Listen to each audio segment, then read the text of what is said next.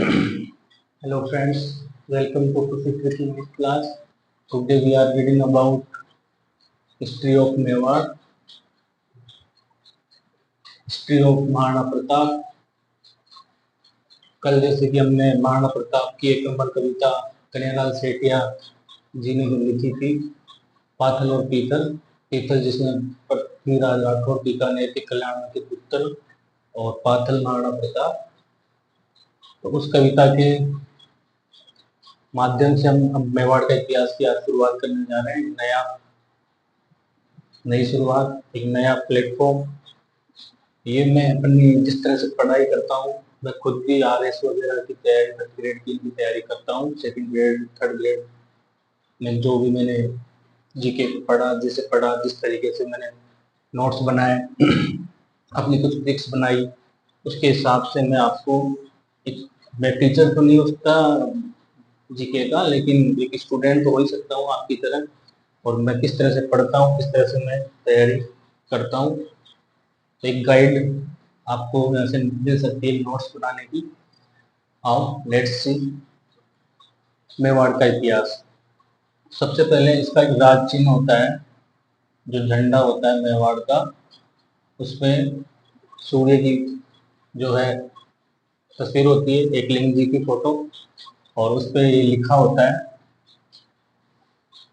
आदर्श वाक्य, जो दृढ़ राखे धर्म को तिहि राखे करतार. जो दृढ़ राखे धर्म को तिहि राखे करतार, ये उनके राजचिन्ह पे लिखा होता है एकलिंग जी के बारे में. और एकलिंग जी का जो मेला होता है फाल्गुन कृष्ण त्रयोदशी को लगता है. इनकी बाण माता कुलदेवी है. मेवाड़ का जो वंश है, गुहिल वंश, उनकी कुलदेवी बाण माता है. और मेवाड़ के जो गुहिल वंश है वो सूर्यवंशी हैं. भगवान श्री राम जिस वंश से हैं, महात्मा बुद्ध बौद्ध धर्म के और जैन धर्म के प्रथम तीर्थंकर ऋषभ देव जी भी सूर्यवंशी थे. तो गुहादित्य ने इसकी स्थापना की थी 566 ईस्वी में. विश्व में सर्वाधिक समय तक शासन करने वाला ये वंश है. 566 से लेकर 1948 तक 1350 वर्ष तक पूरे विश्व में सबसे बड़ा शासन करने वाला ये वंश है. इसलिए तो कल इसमें कविता बता रहा था, तो उसमें मैंने बताया था कि वो जो पीतल ने कुछ पंक्तियां महाराणा प्रताप के लिए ओजस्वी कविता लिखी थी, उससे महाराणा प्रताप ने उनका स्वाभिमान जागा और उन्होंने जो अधीनता स्वीकार करने के लिए पत्र लिखा था अकबर को, उसको निरस्त करते हुए वापस से उनका स्वाभिमान जागा और उन्होंने अकबर से युद्ध लड़ने की ठानी. तो वही पंक्तियां थी जो पूरे विश्व के इतिहास को बदल देती है. इनकी उपाधि रावण हुआ करती थी शुरुआत में. और सिसोदिया वंश भी यही है, इसी की एक शाखा है. आगे पढ़ेंगे अपन. राणा हम्मीर से ये सिसोदिया वंश स्टार्ट होता है 1326 से लेकर 1948 तक. 1326 तक तो ये गुहिल वंश है, फिर उसका नाम बदल के सिसोदिया वंश हो गया. गुहादित्य ने भीलों से ईडर को छीना. सबसे पहले गुहादित्य जो था, इन्होंने भीलों से ईडर को छीना और फिर वंश की स्थापना की. कन्नौज में हर्षवर्धन का शासन हुआ करता था 646 में. कन्नौज में हर्षवर्धन का शासन हुआ 646 में. उस समय मेवाड़ के शासक थे शिलादित्य. हो सकता है ये गुहादित्य के पुत्र या पौत्र रहे हों उनके वंशज में. और शामोली गांव का शिलालेख 646 का, उसी टाइम का. उसमें ये बात पता चलती है कि उस टाइम पे कन्नौज में हर्षवर्धन का शासन था. अबुल फजल ने मेवाड़ शासकों को ईरान के नौसेना से संबंधित बताया. अबुल फजल जो बहुत महान इतिहासकार हुए थे, उन्होंने मेवाड़ के शासकों को ईरान के शासक थे नौसेना, उनके वंशज से संबंधित बताया. टोड ने वल्लभी के शासकों से इनका संबंध बताया.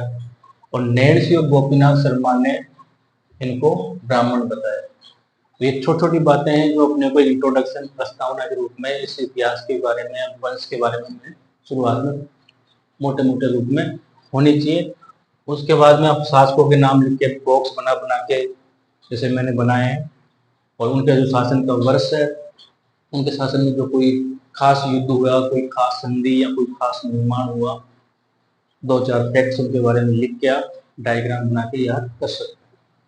जैसे अपन में थोड़ी इंग्लिश साइंस पढ़ते हैं, नोट्स बना बना के, बॉक्स बना बना के, स्ट्रक्चर या कुछ भी लिख के, नोट करके, अंडरलाइन करके, बॉक्स बना बना के, तो उससे थोड़ा सा इजी हो जाता है और अपने को इंटरेस्ट भी आता है।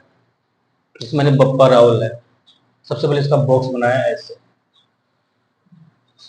बप्पा रावल 734 से लेकर 753 तक। ये सन वगैरह अगर याद नहीं है तो वो अपनी क्लिप बना के आप याद कर सकते हो, जैसे मैंने किया है। बप्पा रावल 734 से 753। तो देखो, बप्पा मतलब बाप, और बाप जो है उसको हम हमेशा 7 नंबर से अंकित कर सकते हैं। 7 नंबर को अंकित कैसे कर सकते हैं कि आपके पिताजी ने अपनी मम्मी से शादी की होगी, 7 फेरे लिए होंगे, ऐसे याद करना है कौन सी अपने कौन से शादी करनी है। फिर 3 4, कैसे फेरे लिए, 3 और 4, 3 फेरे तो पत्नी आगे रहती है, चौथे फेरे में पति आगे होता है। बोलो याद हुआ कि नहीं हुआ? तो इस तरह से फेरे लिए। फिर 753 कैसे याद करना है कि 3 और 4 के बाद फेरे लिए और फिर 5वां फेरा लिया। तो 5वें फेरे का मतलब है फिर वो कसम लेते हैं कि हम एक दूसरे को जो है जीवन भर साथ निभाएंगे। तो इसका मतलब है कि वो मौत तक, जब तक वो मरेंगे नहीं, जब तक साथ रहेंगे। तो इसका मतलब है ये 5 और ये 3, तो ये 3 में पत्नी आगे रह के शपथ लेती है और 5वें में पति आगे रह के शपथ लेते, उल्टा कर दो तो हुआ कि नहीं हुआ, याद बताओ। ऐसे याद करना है। इनकी मृत्यु नागदा में हुई। मृत्यु को वैसे याद कर सकते हो भाई, नागदा में नाग डस गया, नागदा में नाग डस गया, वहां पे छतरी भी है। इनका वास्तविक नाम है काल भोज, काल आ गया उसका, और भोज की उसने उपाधि। गौरी शंकर हीराचंद ओझा के अनुसार इनका वास्तविक नाम, कई जगह इसकी उपाधि भी बताते हैं। सीवी वेद ने फ्रांसीसी सेनापति चार्ल्स मॉर्टेल से तुलना की। सीवी वेद जो महान इतिहासकार थे, उन्होंने फ्रांसीसी सेनापति थे चार्ल्स मार्टेल से इनकी तुलना की। इन्होंने सबसे पहले मुसलमानों को जो है फ्रांस में हराया था, इसलिए यहाँ पे बप्पा रावल ने भी मुसलमानों को जो है सिंध तक खदेड़ दिया था, इसलिए उसकी तुलना की है। कैलाशपुरी में उदयपुर में एक लिंग जी का मंदिर बनाया। फिर ये नोट करके ऐसे बॉक्स बना के एक एक पॉइंट, एक एक फैक्ट आप ऐसे लिख सकते हो, वन लाइनर जिसको आप बोलते हो। जैसे आप पढ़ते हो कई बुक्स जीके के लिए वन लाइनर जल्दी याद होते हैं। पूरी रामायण या ऐसे कोई वर्णन हो तो वो आपको याद समझने में भी नहीं आता, इंटरेस्ट भी नहीं आता है। तो छोटे छोटे फैक्ट्स बना के उनके वन लाइनर नोट्स आप बना सकते हो। तो कैलाशपुरी उदयपुर में एक लिंग जी का मंदिर बनाया। सोने का एक सिक्का भी इन्होंने सर्वप्रथम मेवाड़ में चलाया, जिसका वजन था 115 ग्राम। ये क्वेश्चन कई बार पूछा गया है। 734 में जब इन्होंने स्टार्ट किया था तो मान मोरी को हराकर, मान मोरी एक मौर्य शासक था और उन्हें चित्तौड़ जीता। ये राज प्रशस्ति रणछोड़ की जो है उससे इसका उल्लेख मिलता है। इन्होंने राजधानी किसको बनाया, नागदा को। और बप्पा इनकी उपाधि थी श्यामल दास वीर विनोद के अनुसार। श्यामल दास अपनी रचना वीर विनोद में कहते हैं कि उपाधि थी बप्पा, और डॉक्टर राम प्रसाद भी यही बात कहते हैं। और नैणसी व टोड़ बप्पा रावल का मूल नाम कालभोज मानते हैं। नैणसी व टोड़ कालभोज उनका मूल नाम मानते हैं और बप्पा रावल को उपाधि मानते हैं। हारित ऋषि ने बप्पा रावल की उपाधि दी। अब ये उपाधि किसने दी, हारित ऋषि ने। ऐसे लाइन टू लाइन में किसने क्या माना, किसने ये उपाधि दी, किस सन में ये किया, एक स्टोरी बन जाएगी। ऐसे स्टोरी करके आप लिंक भी कर सकते हो, अपनी भी कहानी बनाते हैं अपन कोई भी चीज की। तो स्टोरी का मतलब ही होता है हाई प्लस स्टोरी। कहानी को हाई बोलो और बाई बोलो, हाई बोलो और बाई बोलो, स्टोरी के रूप में पढ़ना है। रणकपुर प्रस्तुति दोनों को अलग अलग मानती थी कि भाई कालभोज और बप्पा रावल अलग अलग व्यक्ति थे। नागदा की स्थापना नागादित्य ने की। भाई जो इन्होंने नागदा की राजधानी बनाई थी बप्पा रावल ने, उसकी स्थापना किसने की थी, नागादित्य ने। नागादित्य के बाद में जैसे शीलादित्य के ऊपर भी वर्णन आया 646 में, क्योंकि 566 में तो गुहादित्य थे। हो सकता है उसके बाद नागादित्य ने उसकी जो है गुहादित्य के बाद नागादित्य ने नागदा की स्थापना की हो। उसके बाद बप्पा रावल ने उसको राजधानी बनाया हो, और नागादित्य के बाद में फिर आपके शीलादित्य हुए हैं। अपराजित भी उनके बाद में शासक हुए, महेंद्रादित्य भी हुए, फिर ये भी बप्पा का पुत्र था एक खुमान फर्स्ट, बप्पा का पुत्र था खुमान फर्स्ट। उसके समय तोड़ कहते हैं कि बगदाद के खलीफा अलमाम ने आक्रमण किया था। फिर उसके बाद मतट, मतट का पुत्र भरतपट, भरतपट का पुत्र सिंगा और ईशान भट्ट। भरतपट का एक तो सिंगा था जो मेवाड़ में शासन करता है, और ईशान भट्ट जो जयपुर में चाकसू में चले जाता है, वहां पे अपना वंश चलाता है। तो ये मोटे मोटे फैक्ट आपको बप्पा रावल के बारे में बताया। और उसके बाद एक और महान शासक हुआ अल्लट, जिसकी उपाधि है आलू रावल। आहड़ जैन मंदिर शिलालेख में कन्नौज के प्रतिहार देवपाल को इन्होंने गदा से मारा, ये लेख मिलता है आहड़ जैन मंदिर के शिलालेख से कि इन्होंने कन्नौज के रघुवंशी प्रतिहार वंश के देवपाल को अपनी गदा से मारा। इनका विवाह राजकुमारी राजकुमारी भी हरिया देवी से हुआ, और मेवाड़ में नौकरशाही की शुरुआत भी इन्होंने ही की थी। और दूसरा इनका फैक्ट, ऐसे फैक्ट याद रख सकते हैं कि अल्लट के टाइम पे क्या क्या हुआ है। तो नौकरशाही की शुरुआत हुई, दूसरा इन्होंने देवपाल को मारा, तीसरा इन्होंने नागदा से आहड़ राजधानी बनाई। तो आहड़ कैसे याद कर सकते हो, देखो आहड़ का मतलब है अल्लट, अल्लट अगर बोलते ना आहड़ हो गया, आहड़, आहड़ का मतलब होता है एक तरह से मजबूत, अल्लट भी बोलते हैं ना दृढ़ हो गया, अड़ गया, आहड़ अट गया, अड़ गया, अल्लट अड़ गया।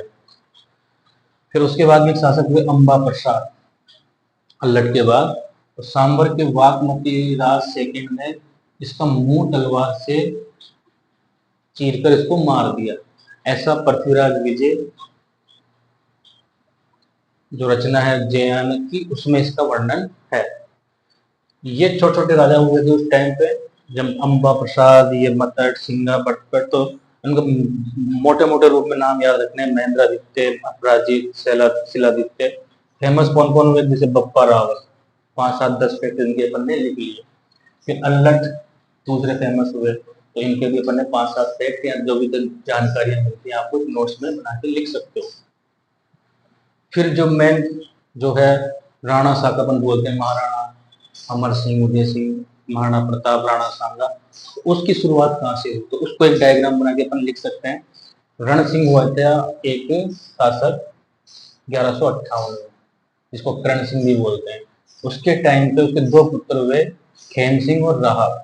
तो खेम सिंह ने तो चलाई रावल शाह का, और राहब ने चलाई राणा शाह का।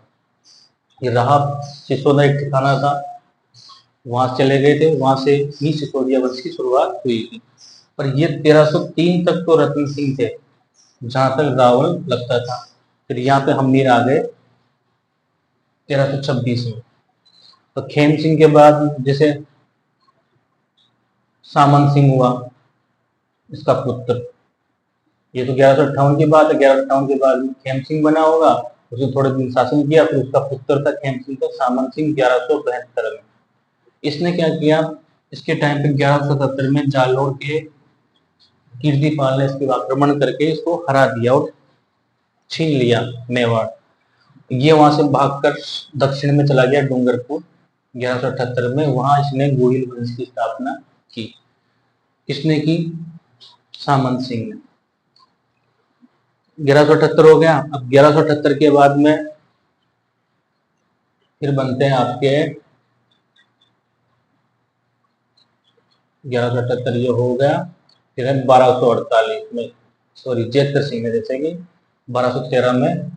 बीच में जो वर्ष खाली हो जाते हैं, मान लो छूट रहे हैं, तो उसका मतलब है वहां पर कुछ छोटे छोटे राजा हुए होंगे जिन्होंने साल 2 साल किया, फिर किसी और ने किया, फिर तो वो इतने फेमस नहीं है। तो राजाओं का अगर आप पूरे शासकों का वर्णन पढ़ोगे तो कम से कम 350 राजा है यहाँ पे। तो ये 1350 वर्ष तक इन्होंने शासन किया है, तो कम से कम 200 250 300 शासक होंगे। उनको अपन सारों को याद नहीं कर सकते, जैसे मोटे मोटे 8 10 नाम ये याद करेंगे, फिर 1 2 ऐसे नोट्स बना के अपन ने किए, फिर उनके बाद छोटे छोटे राजाओं के नाम याद रखने हैं। क्वेश्चन कहाँ से बनते हैं, जो जैसे फेमस हुआ बप्पा रावल से ज्यादा बनते हैं, क्योंकि इसने गुहादित्य हुआ, शुरुआती राजा थे, इन्होंने वंश की स्थापना की। फिर अल्लट हुआ, फिर बाद में मेवाड़ इतिहास में महाराणा प्रताप, सांगा, उदय सिंह, अमर सिंह, कुंभा, मोकल, ये फेमस, वहां से ज्यादा क्वेश्चन बनते हैं। उदय सिंह से ज्यादा हम महाराणा प्रताप के बारे में अधिकतर पूछते ही रहते हैं। तो अब यहाँ से जेतर सिंह, क्योंकि ये इसने अपने राजधानी सबसे बड़ी चित्तौड़ बनाई थी परमारों से जीतकर 1213 से लेके। अब ये मोटा याद हो गया कि 1878 तक था, तो एक दो राजा बने होंगे, उसके बाद में 1213 में जेतर सिंह 53 तक रहता है। इसके समय मेन बात हुई थी बूथाला का युद्ध 1227। अब देखो सन जैसे याद मैं बता रहा था ना, सामंत सिंह, देखो सामंत सिंह का मतलब है साथ में रहना, सामंत रहना, तो 11 वैसे एक और एक 11 मिलकर रहते सामंत। और 72, 72 को कैसे याद करोगे, 72 मतलब 72 राजा हुआ सामंत सिंह, अच्छा राजा हुआ था, तो 1172। फिर 77 में खतरा आ गया डबल, 777, तो इसको वहां से हार का सामना करना पड़ा। 78 में तो ठाठ हो गए, इसने वापस स्थापना करी भूतपूर्व। ऐसे ही ट्रिक सूट भी नहीं करे तो थोड़ा सा आइडिया तो आपको लग जाता है, खुद की ट्रिक ऐसी ही बनेगी और आपको याद भी जल्दी होगी। किसी टीचर की या किसी की बताई हुई ट्रिक आपको थोड़ी देर के लिए याद तो हो सकती है, अच्छी भी हो सकती है, लेकिन वो याद नहीं रहेगी। आप खुद बनाओगे तो आप सोचोगे कि ये मैंने वैसे लिंक किया था। फिर यहाँ पे जैसे कि हो गया 1227 में भूतवाला का युद्ध, इल्तुतमिश ने दिल्ली का शासन था उस टाइम, दिल्ली में इल्तुतमिश का, उसको इसने हराया जेतर सिंह ने। और हमीर मदमर्दन जयसिंह सूरी की एक रचना है, उसमें इल्तुतमिश को अमीर बताया। वैसे तो अमीर राणा अमीर बाद में बनेंगे, पर इसको अमीर बताया है। तो ये 1253 हो गया। अब 1253 के बाद में जैसे कि अपन 1326 में आ रहे हैं, उसके बाद में एक दो राजा हुए होंगे, उनका इतना वर्णन नहीं है, मतलब इतना महान नहीं हुए, उनके कोई काम भी नहीं हुए। अब हमीर बना तो ये सिसोदा वंश का एक राजा था, 1326 से लेकर 1364 तक राह यहाँ पे गया था, और उसी के वंश में हमीर आगे चल के इस वंश की स्थापना करता है। अब ये सामंत सिंह का विवाह यहाँ पे पढ़ लेना कि अजमेर के पृथ्वीराज सेकंड की बहन प्रथाबाई से हुआ था। तराइन के द्वितीय युद्ध में 1192 में मारा गया। इसका मतलब है कि इसका शासन देखो कहाँ से स्टार्ट हुआ था, 1172 से लेके 1192 तक। इसका मतलब अपन 92 तक किसको मानेंगे, 10-20 साल बचे इधर, तो वो जेतर सिंह आ गया, उसके भी 3 राजा वो होंगे। तो ये भी एक फैक्ट है।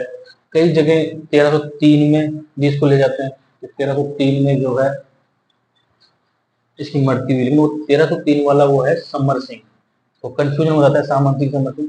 तो ये 1273 में बना और 1302 में ये मर गया, यानी 2 या 3 में। तो ये समर सिंह था, और इसका विवाह प्रथाबाई से हुआ, पृथ्वीराज सेकंड।